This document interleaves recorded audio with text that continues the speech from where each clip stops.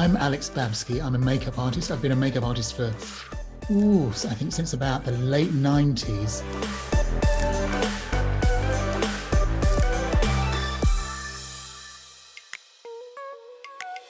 Originally, I studied fashion at Central St Martin's in London, and I wanted to do fashion for the same reason that I ended up doing makeup, that you're making someone look a certain way. You couldn't really put the garment in your portfolio, so you photograph someone wearing it and put the photograph in your portfolio.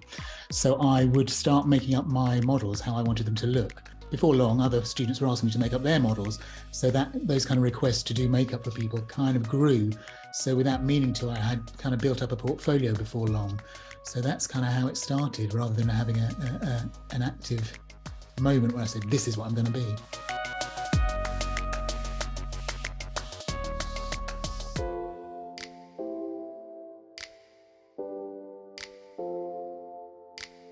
Since I began studying fashion, part of that kind of training is learning to kind of do fashion illustrations, kind of sketch the human body quickly and communicate your idea in 2D, in a visual form.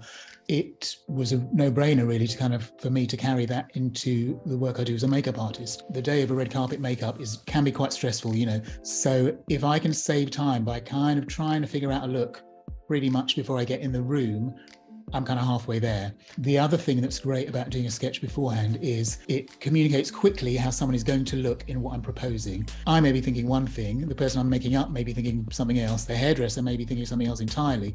But if I can show them a picture and say, look, this is how you're going to look in what I'm proposing, it kind of relaxes the person I'm making up, because they can see, oh, this is where we're headed. So I find it a really useful tool for all of us, really.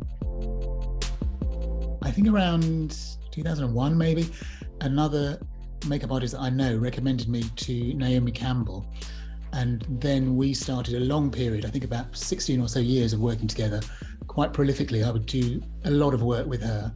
And I think because Naomi's so iconic and, she has such a specific look, that period was the first time really that I became aware of my work being associated with someone's look. So that was I was aware of that kind of opening doors for me in a way that I hadn't really experienced before. So I'm very grateful to Naomi for that time.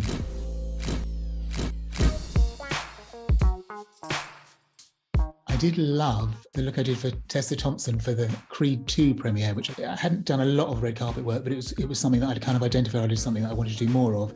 And that kind of really set the ball rolling for me. She wore a fabulously voluminous Valentino gown that was this really sumptuous bright green, which to me was pretty much the same bright green as that Tamara Dell'Empica painting, Young Lady with Gloves.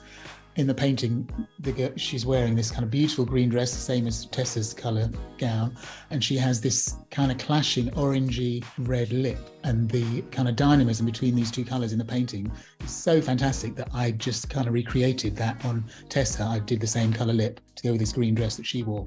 It's quite kind of poetic in a way. After that red carpet look the other day for Creed 3 was almost unwittingly a kind of another take on it, and in fact the overall look was much more vintage in a way, much more kind of spacey.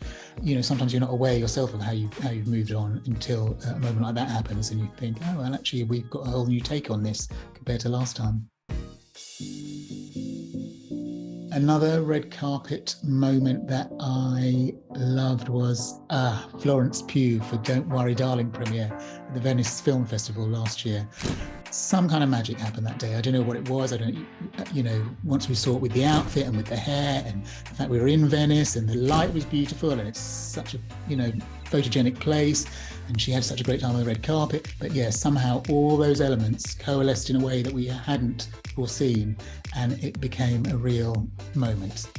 When you prepare someone for the red carpet, you're preparing them to face the public, to be out in front of thousands of people, or tens of thousands of people around the world. In fact, the process itself is kind of intimate, so in that moment we're just kind of concentrating on what we're doing, and I certainly don't really kind of think beyond that in the moment.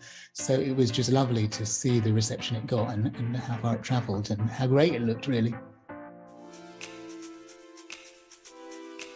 To me, there are some aspects of makeup that I am looking to do on pretty much every look I do. For me, that's a lot to do with the eyes. There's no one that doesn't suit an elevated, elongated eye. To me, it's the most flattering thing.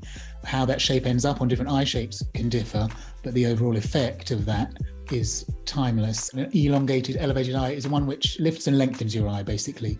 You think of Sophia Loren, you know, she looks fabulous, but it's always the eye that's pulled out and has that kind of fiddly bit underneath. So that's quite an extreme example, but that overall effect and shape is pretty much one that I'm always looking to recreate on whatever the eye shape is I'm making up.